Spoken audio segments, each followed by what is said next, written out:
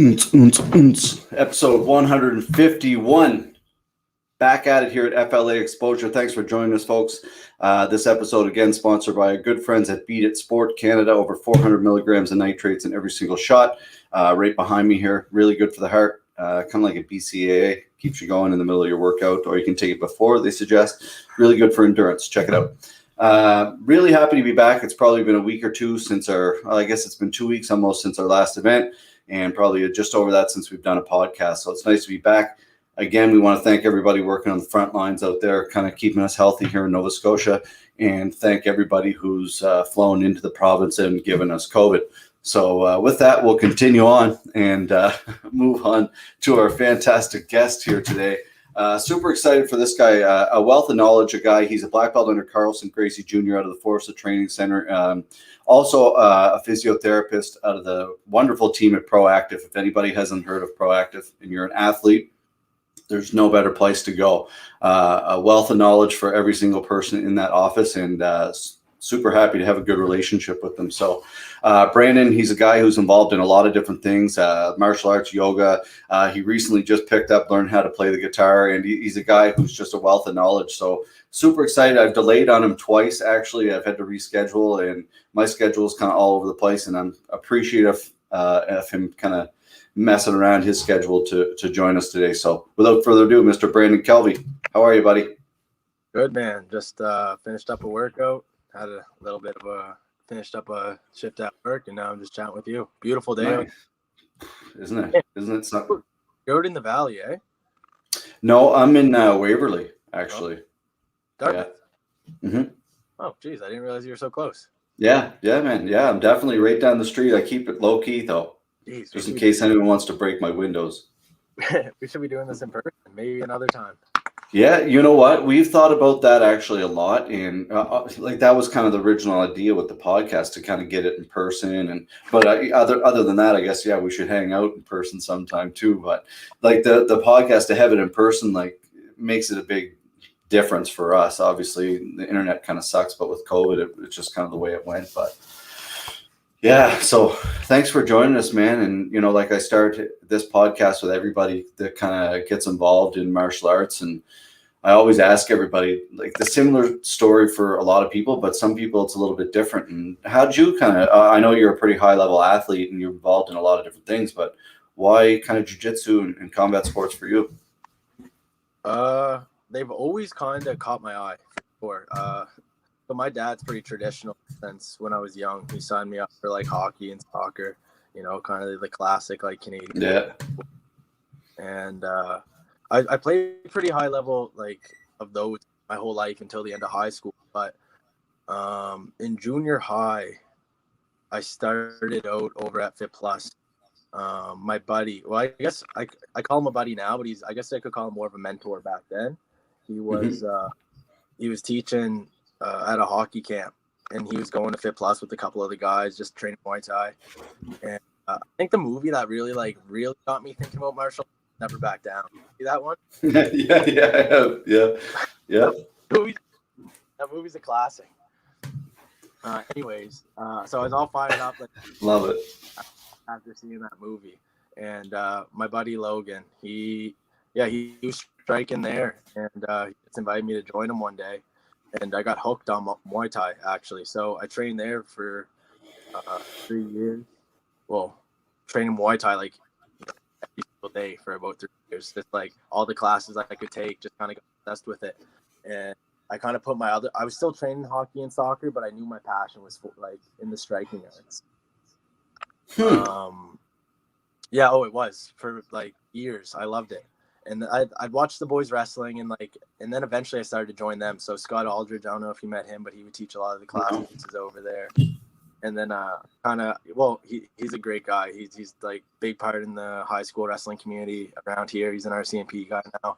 Nice. Anyway, super sick, but he taught me a lot. And I kind of got pretty good at wrestling. So I was like a Muay Thai guy, and then I was a big part of wrestling. I was really trying to get, I was hoping I could PA where I went to high school. It never had a high school team. And I was hoping I could really get competitive with that. But, it's hard to have a wrestling outlet in the province. So it's just kind of how it is, I guess. Now, around that time, I remember the week I started, TJ was going to be fighting Rio Chonin. And like, I didn't know who TJ was. I didn't know anything about Mark, but that was like his debut in the UFC. And what a week to start. Yeah, crazy, eh? Like thinking back in hindsight. And anyways,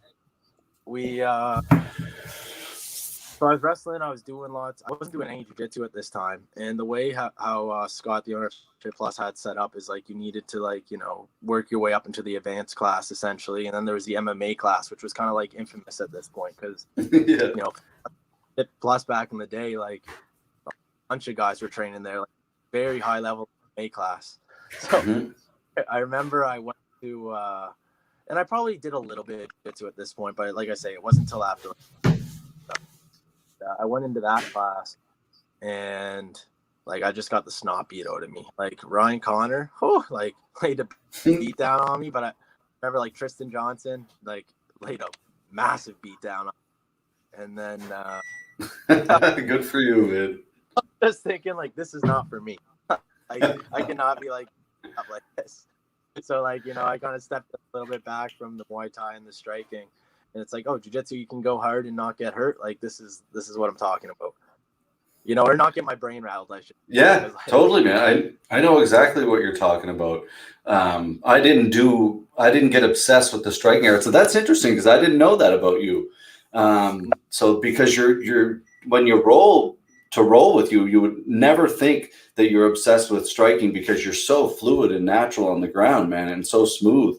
That it's funny, like you just kind of would think that you're such a natural jiu-jitsu guy that you would have started that way. But it's funny how some people, like to me, I'm the same way. I don't want to get punched in the face. Like I'm all right with admitting that. Like some people don't want to admit it, but fuck that. No. I'm good. But it wasn't ever getting the body shots, they sucked, but it was more like getting my bell rung a couple times and it's like, all right. I got to use this brain at this point, so I need to be like how I'm training with circumstances.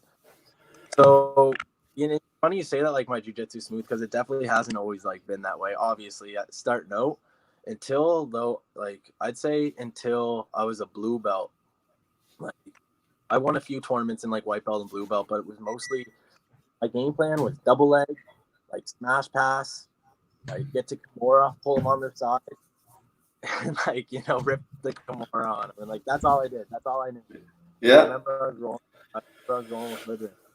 And he must have baseballed. He put his knee shield up in half guard. He must have baseball chatted me at least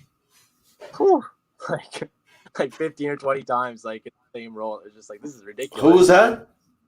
Hoodrich. Oh yeah. Yeah. It's a bad man. Yeah, real bad man. He had a big part of my jiu-jitsu development too, for sure. He he introduced the Mendez brothers to me, and that's where I really got into your De La Rivas and your Barambolos and all that kind of a little bit ahead of the curve before it really became trendy. Yeah.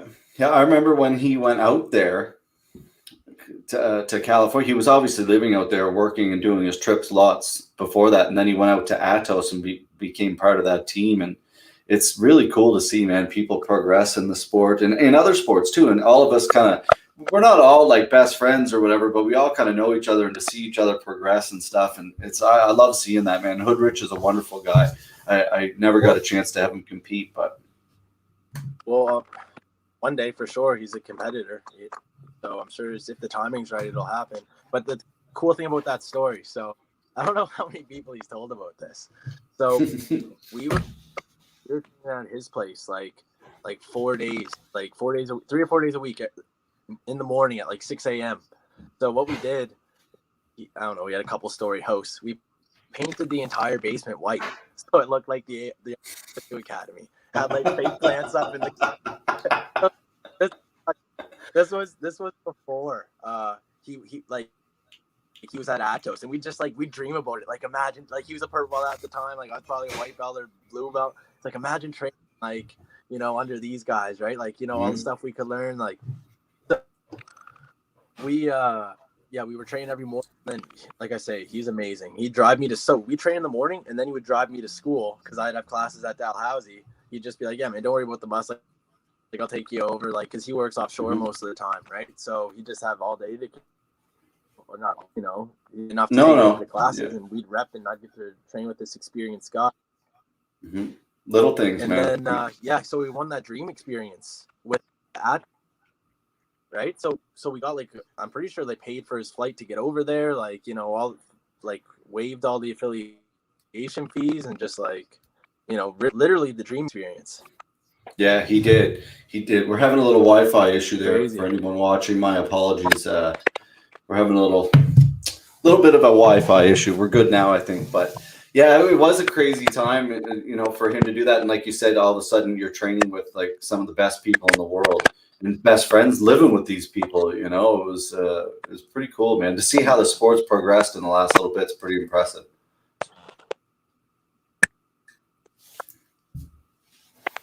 You still there? Yeah. It's so different. From like, man, oh yeah, I'm here. Yeah, I'm not sure what's going on. The masses are tuning in. It's on my end, it seems. I'm not sure I'm not sure what's going on, but I'm sure it'll work itself out slowly but surely. So anyone watching, just bear with us. It will work itself out. Do you have any? Obviously, now you're full-time at Proactive Physio, helping a lot of people. You're into the dry needling too, right? Correct me if I'm wrong, but I went and got some dry needling on my hip and other places. I've got kidney stones a few times, and I would compare dry needling sometimes to the pain that you have in a good way. Like, I know that's a hard way to explain, but like the dry needling, man, it feels so weird and at first, but it works like really well. I didn't sell that very well for you, did I? Oh, for sure. It feels like a cheat code. Well, the more I find, the more dysfunctional that like the tissue is, like the muscle that you're working with, or tension that muscle, and like being jujitsu, being a big guy, like I'm sure your hip flexors are pretty darn like knotted up. Yeah. So you get in there with the needles and you force that muscle tract and relax, it's just gonna be uncomfortable. And like that's people will curse at me while it's happening, but then the next day they say like, wow, my hips have never felt better. So that's the temporary dislike, I suppose. That's the thing, right? Like it's a temporary, but it's like you said, it's a cheat code. Because Joel and Kalidas and all these guys were swearing by it, and then they finally convinced me to go in, and I was pretty impressed. Warren, everybody there is so smart, man. It's and then I've also been in for a massage too, so I'm sure I'll be in to see you at some point too. I don't know what's going on with our Wi-Fi. About the pattern, like making sure your work, like you're. So I can hear you. It's a little clicky, but yeah, it's it'll. I think. I mean, I hope everyone out there can hear. But what about injuries for you? What I was saying was, it's all about once you kind of like injuries. For me, I tore my pec right off like humerus. So that's the biggest one I've had for sure. I was training jiu-jitsu with someone on their very first day. He's probably like, I don't know, he's probably like over 200 pounds, and we were just doing a guard passing drill, and just rolling up whatever you win day in. I was just kind of like, it was mostly lower belts in the class, but just kind of like doing my thing, like whatever. And I was rolling with this guy. It was his first day. In hindsight, I obviously asked how long he was training and like just made quick work of it all. But I went for just like a simple butterfly sweep, and he did something super spontaneous and like stuck his head in my armpit, and like I landed out, but like a whoosh, and I guess like as he was like posturing up, I thought I broke his neck initially, but then I realized like, oh crap, right. So then I just stood up and I was like, okay, like I'm over here now. And, it took me a little while to shake off. I didn't know if it was my rotator cuff or my pec or what was going on. But, yeah, that was a long, slow recovery. I just did yoga did what I could while that recovered. But now functionally it's good. It just looks messed up. Like you can see like the indent. But on here it's that and my rotator. Because once your rotator cuff goes, right, the instability of your shoulder is going to be majorly compromised. Makes sense. That's it's like I said, it's good now mostly. There's some things like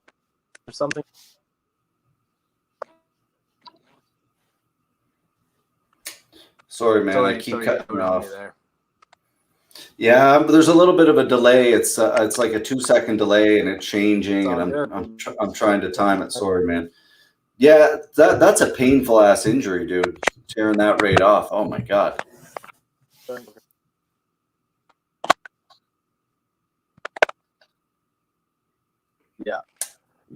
Yeah, it was brutal. You can see it. Like I'm not going to pull my shirt off right here, but it's like it's quite indented if you look side to side. But it works. So you said you did yoga to heal a lot of that. And other than that, couple tendonitis.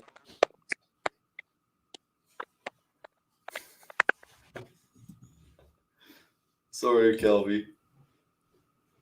Yeah. I'm gonna pull you out. We'll have to I'm gonna kick. I'm gonna kick you out and bring you right back in. Okay. Just click the link again. Okay.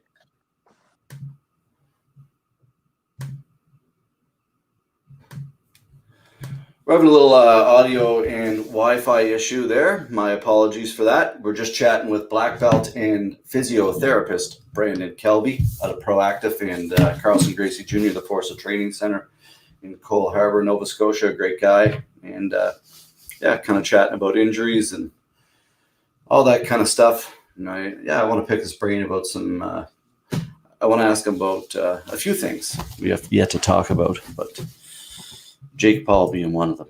No, definitely not Jake Paul. Beautiful day here in Nova Scotia. Anybody out there training this afternoon or this evening? Anybody going to get some training in? Who's watching? My mom? Probably my mom watching. My girlfriend, my business partner, and the other TV in the house. And Brandon's 7 people. I'm not sure what's going on there, folks. Brandon's obviously having a little trouble getting back in. Had some major audio issues there. Just give me a sec, see if we can figure this out.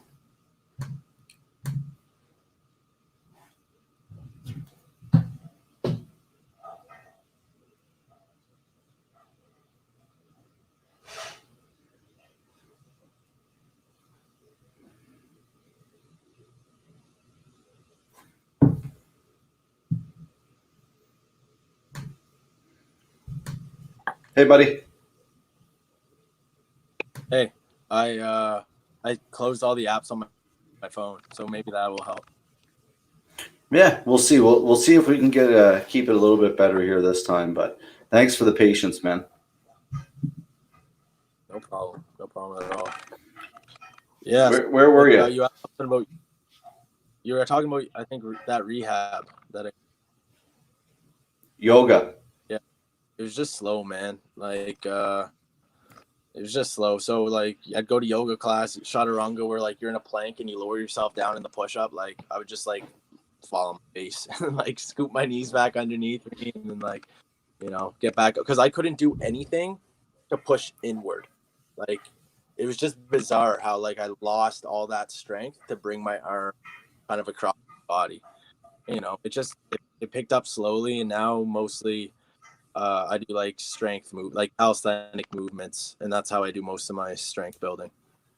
So like there's certain movements like kind of chasing. My philosophy is like as long as everything's like working correctly, if you're doing like a horizontal push, a horizontal pull, a vertical push, a vertical pull, for what I need, that's every direction that like your upper body's gonna go. So I'll do like a heavy strength lift in every direction, like one time a week, just to kind of remind my nervous system that it can really get going. And that's like my strength training. That's about it. Like, it's not super complicated. I from a guy like me who is not super knowledgeable, I spoke to Cokes about this before too, and I think like I look at it now, and since COVID started, I've lost muscle mass because I'm not training as much, and I think my nervous system's all fucked up because I'm not training as much, and I seem to like it's like exactly what you said. Those basic movements in my body, I know my body's super capable of doing things, but I'm guarded now, like always worried, not always worried you're going to get hurt, but it's like now you're like, I'm comfortable not being sore all the time. So, but I really got to start incorporating that strength training into my life. I think it's really important for building resiliency, for sure. Yeah, I especially where we do a sport where we're so like, you know, flexed, right? If you got to do things to take your body the other direction, like make sure that your pulling muscles like are good. You're like, you know, mixing some deadlifts, mixing some squats. Like, I think that's kind of the opposite of, you know, slouching forward and like rounding forward, because that's how you know, that's how you kind of create your pressure in jiu-jitsu. Yeah, and Interesting. it just, I find you were talking about you know, you just kind of feel weaker, and like for me, I'll do my weightlifting session once a week, and like I will feel way stronger than like, you know, after only one session, like a couple days later. But if I go like a few weeks without it, then like, I'm not as strong. I'm not squeeze people as tightly. Like they're wiggling free like a little more easily than they would have before. So Yeah. I think that's exactly what's going on. Like it just, I can't get away. Like, and I talk about it a lot, but it's like now I can't get away with just natural athleticism anymore. Once I've hit a certain age, now it's like, okay, I actually have to like put the time in. Not that I'm ever going to compete on a high level, but I'm, 41 years old. You got to make up for certain things, and not only just for training, but for feeling better, like about like strength wise and body wise. And I think my nervous system a lot of times is messed up for that reason. Yeah, man. All of my physical training, all I'm thinking about is like, how am I going to keep training when I'm sick, right? Or like, right? If the way, if rolling like 4 times a week and it means I'm going to be in agony for like, 7 days of the week, that's not going to be sustainable long term. The way I go, the way right now I'm 2 or 3 days a week, mostly just roll. I should probably rep more, but I go into roll 2 days a week very consistently, and the other days of the week I'm just doing other things that are gonna help me do 2 days a week for as long as possible, because and I'm sure I will rep at some point, but for now, kind of that sweet spot, 2 days a week. And if one day I feel good and I want to go like put things to the test, I'll probably put out a little bit, or I won't, and I'll just go in there anyways. Yeah, that's very well said, man. Because it's at the end of the day, that's exactly right. That's the goal. You want to be training until you're 60, whatever age it is. Like that's why we all do it, because we love it. And I don't know if I'd be able to. I'd be a pissed off man, and I'm pissed off as it is. But I'd be pissed off without jujitsu. I know that.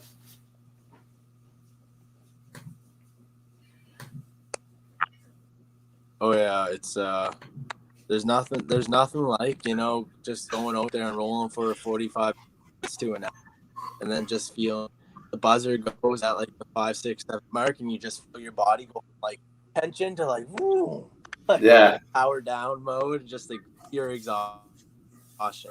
Yeah, There's it's fun. like it, from what I've anyways. Yeah, it's. What do you think about? I want to ask you this before. What do you think about Jake Paul in this whole situation? What's going on here? Like, I think it's going to get to the point here soon where I saw Dana White came out, and obviously Dana is not the best example either, but like a lot, I don't know what's going to happen here. He's stealing a lot of the UFC's hype, man. He really is. Man, I can't like entertain these things. It's just like, I don't like, you know what I mean? It's all just kind of a joke. Like, Yep. he fights Ben Askren, who's a wrestler who looks like crap. Askren's never been one to have hands. He's been brutally damaged last 2 UFC fights. Because like he did beat Robbie Lawler there, but not without taking a couple blows to the head. Was it? Yeah, it was Robbie Lawler, right? Yeah. Big blows. Yeah, he took some serious damage, but and then Matt Paul darn near ended his life. And then, and then he goes and fights this guy who's, just a joke, really. Yeah, it's a little too much theatrics for what I tend to do. I was trying to stay up the other night to watch the card, but it was just like a rap concert. So I just, I ended up just going to bed and watched the highlight, and it was just, Ben being made a fool of, fortunately. Yeah, it's and like I don't know, I would take that seriously anyways, and some people say it's not a good look on the MMA scene, but like, yeah, I don't know. I don't know if anybody on that. I don't pay attention. Yeah, I don't think it's a bad look for the MMA world, man. Like, truthfully, like anybody who's involved in the scene at that level of MMA knows exactly what would happen in 98% of scenarios. So it's at the end of the day, that's why it's not going back the other way. So, Yeah. I don't know. It's fucking foolish if we want to all talk about it. It's crazy, but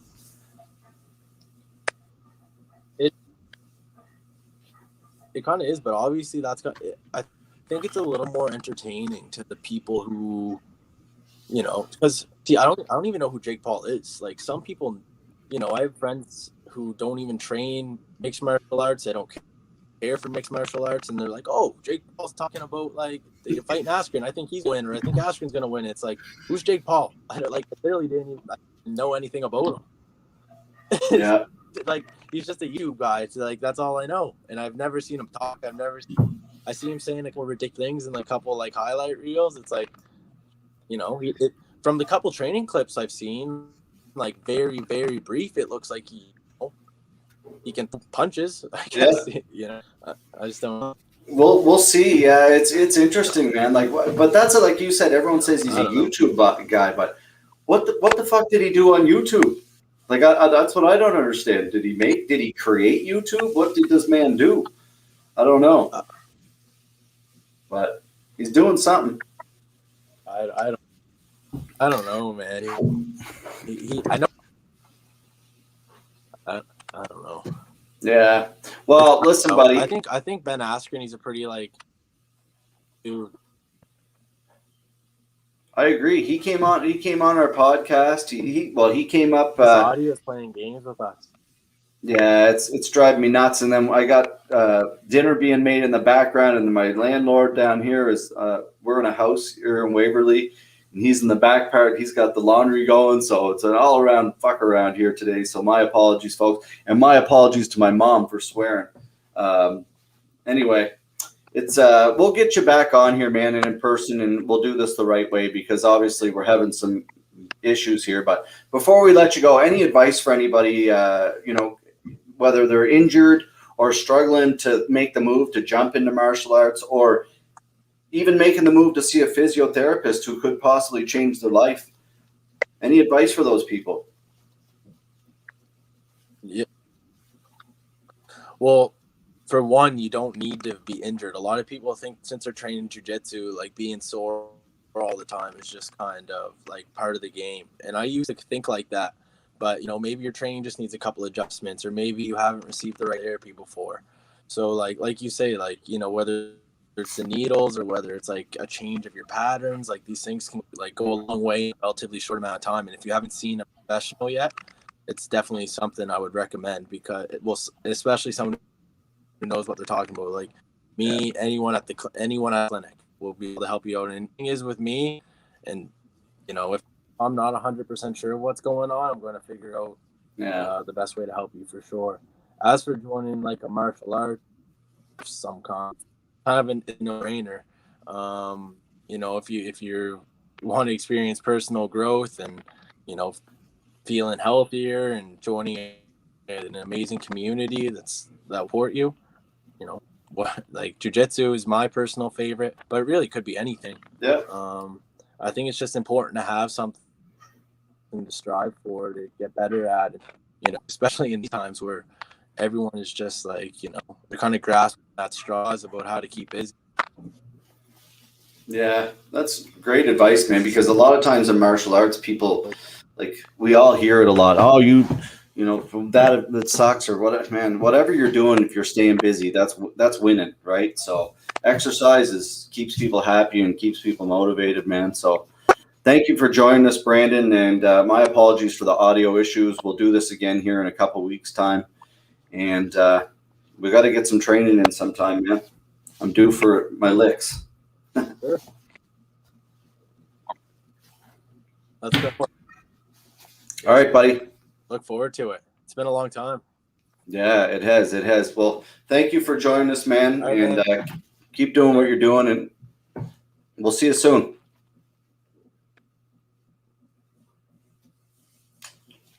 Goddamn Yes, audio. man. All right. See ya. See you, buddy. There you have it, folks. Brandon Kelvey. My apologies for the audio here, folks. I'm not sure what's going on my end, and my apologies to Brandon, too.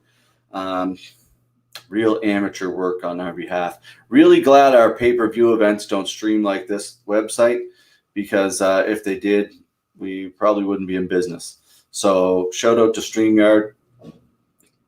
I'm blaming you guys because there's no other reason. I'm on high speed, so I'm blaming you. Either way, folks, terrible news here in Nova Scotia, Canada today with the cancellation of the Women's World Hockey Championships. Pretty sad stuff. I don't know when we're going to get all over this stuff, but hopefully soon. Hopefully June and July. We got to stay positive. That's because if you don't, everyone's going to yell at you. So stay positive, spread the love, be good to one another, be kind, and train hard. We'll see you soon. Lots of love, folks. We are out of here.